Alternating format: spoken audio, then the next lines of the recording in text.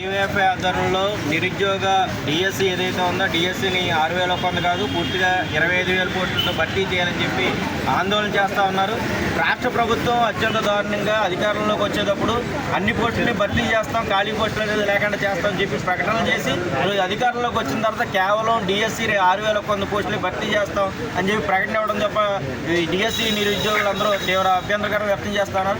రాష్ట్ర ప్రభుత్వం తక్షణం ఈ మినీ డిఎస్సిని రద్దు చేసి మెగా డిఎస్సి 25,000 పోస్టులు భర్తీ చేయాలని చెప్పి ఈరోజు ఆందోళన చేస్తూ ఉన్నాం. కాకినాడ కలెక్టరేట్ ధర్నా చౌక్ దగ్గర అనంతరం కలెక్టర్ గారికి వినతిపత్రం ఇవ్వడానికి కూడా వెళ్తా ఉన్నాం. రాష్ట్ర ప్రభుత్వం కనుక ఈ పనులు చేయకపోతే మినీ డిఎస్సిని రద్దు చేసి మెగా డిఎస్సి కానీ ప్రకటించకపోతే 2024లో ఏప్రిల్ నెలలో జరిగే ఎన్నికల్లో మేము కూడా ఓ బటన్ నొక్కే అవకాశం ఉంటుంది. ఆ బటన్ ఖచ్చితంగా నీకు వ్యతిరేకంగానే నొక్కుతామని చెప్పి తెలియజేస్తా ఉన్నాం. నా పేరు రాజా, కాకినాడ. అన్యాయం ఏమిటంటే ఈ రోజున ప్రభుత్వం 6,100 పోస్టులని రిలీజ్ చేయడం జరిగింది. కానీ మరి మేనిఫెస్టోలో పేర్కొన్నట్టు ప్రతి సంవత్సరం జాబ్ క్యాలెండర్లో 25,000 పోస్టులు రిలీజ్ చేస్తానని జగన్మోహన్ రెడ్డి హామీ ఇచ్చారండి. మరి 4 సంవత్సరాల నుంచి మీరు నిరీక్షణతో ఎదురు చూస్తున్నందుకు మాకు చాలా అన్యాయం జరిగింది. మరి ప్రతి జిల్లాలోనూ 0 పోస్టులు చూపించడము, మరి 1 పోస్ట్ చూపించడం, ఎస్సీటీగా మేము ఎంతో బాధపడుతున్నాము. మరి 4 సంవత్సరాలుగా కోచింగ్ తీసుకున్న విద్యార్థులు మరి వారి తల్లిదండ్రులు వాళ్ళ ఆర్థిక పరిస్థితులు చాలా అసంతృప్తిగా ఉన్నది. అర్జెంటుగా ఈ 6,000 పోస్టులు రద్దు చేసి 25,000 పోస్టులు డిఎస్సి అభ్యర్థుల పోస్టులు ఇప్పించవలసిందిగా ఈ 117 ఈ జియోని వెంటనే రద్దు చేసి మాకు ఎన్ని పోస్టులు అయితే ఉన్నాయో మ్యాక్సిమం మెగా డిఎస్ని ప్రకటించవలసిందిగా కోరి ప్రార్థిస్తున్నాం. ఇదేమో తూర్పుగోదావరి జిల్లా నుంచి మాట్లాడుతున్నాను. జగన్మోహన్ రెడ్డి గారు మీరు 23,000 పోస్టులతో ప్రతి ఏటా డిఎస్సి ఇస్తాను అన్నారు.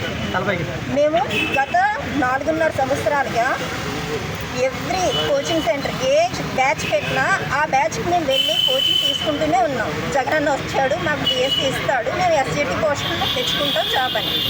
ఇంటర్మీడియట్ చేసి డిఎడ్ చేసిన వాళ్ళకి ఏ ప్రభుత్వ ఉద్యోగానికి మీరు ఎలిజిబిలిటీ కల్పించారు, ఒక్క డిఎస్సి ఎస్జిటి పోస్టులు తప్ప.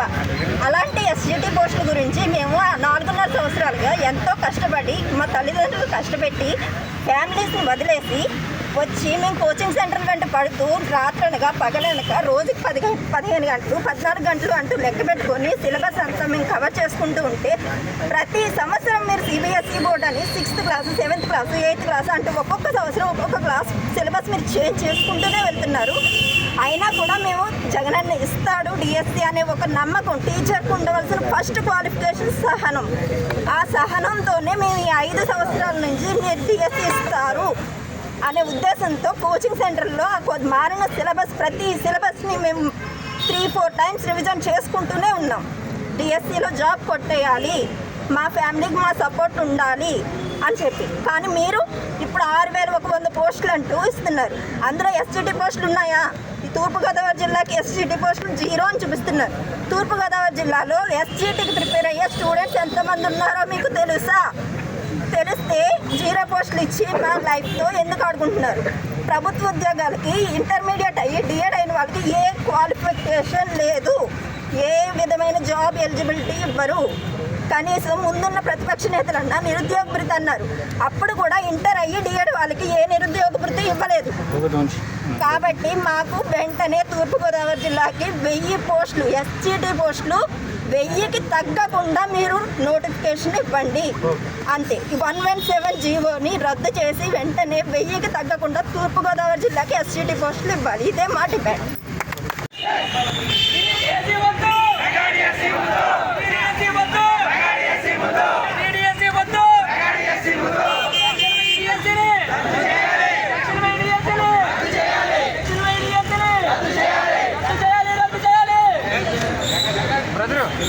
Mega DSC